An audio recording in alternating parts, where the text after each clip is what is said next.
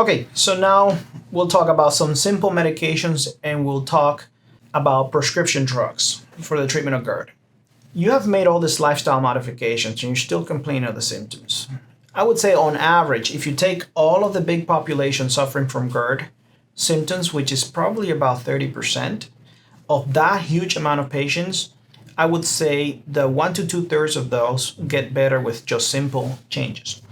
Now, those that still continue to have symptoms, we have to recur to medications.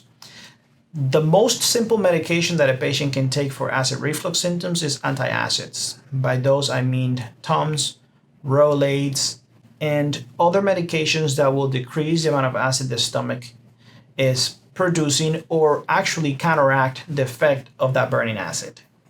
Then we will further the treatment into other medications that nowadays are over the counter. Common medications over the counter include H2 blockers. By H2 blockers, I mean medications like Zantac or ranitidine, famotidine or Pepcid, which are commonly available over the counter. So overall, the H2 blockers have a good safety profile, but they are not as strong at controlling the symptoms for patients.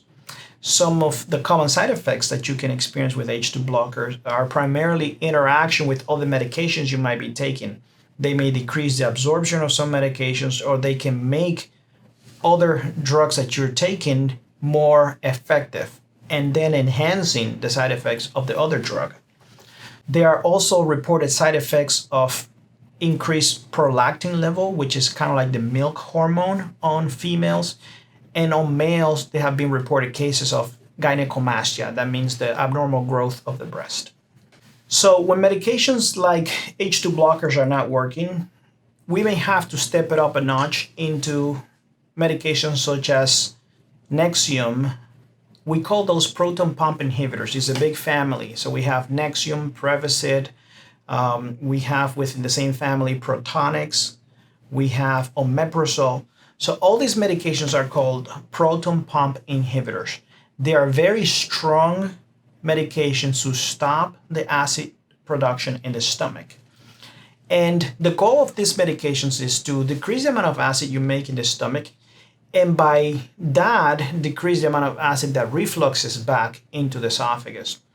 Picture that acid reflux is a mechanical problem. It's the movement of the acid or the bile up and down the esophagus. The medications do nothing to stop that movement.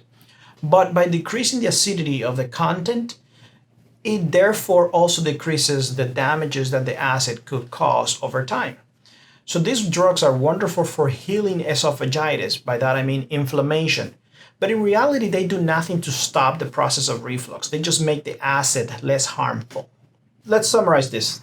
The proton pump inhibitors are wonderful medications for decreasing the amount of acid the stomach makes, therefore making the acid less harmful. But they are powerful stoppers of the acid production. That doesn't come free of charge. That means that they have consequences, and we need to talk about the side effects. The medications don't stop the mechanical movement of the acid up and down. So what are the side effects that could arise from taking these medications on the long term? Okay, for a short term, they're very good. For a long term, that means that you are creating dependency on these medications.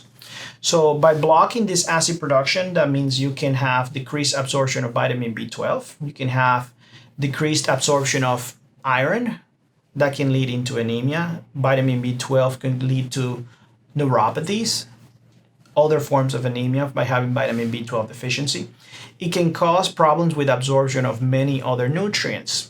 At the same time, there have been reported cases of increased risk of osteoporosis, bone fractures, dementia, kidney failures, heart arrhythmias, increased risk of chronic atrophic gastritis, which is having pretty much a non-functional stomach for absorption. So the side effect profile of these medications on the long run is still under debate, and it is still questionable as to whether it is completely safe for patients to remain taking these drugs for several years. Other side effects that have been implicated with taking these medications for long term is increased risk of intestinal bacteria, increased risk of bacteria-associated diarrhea. So What I'm trying to say is that the medications are good when they're helping, but we have to counteract the risks of taking them in the long term.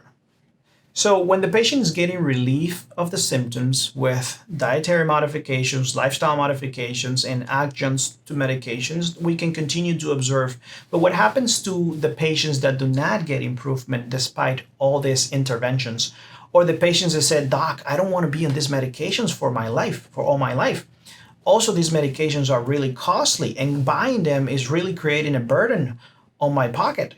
So what are the other options that are available to me? And this is when we talk about anti-reflux surgery.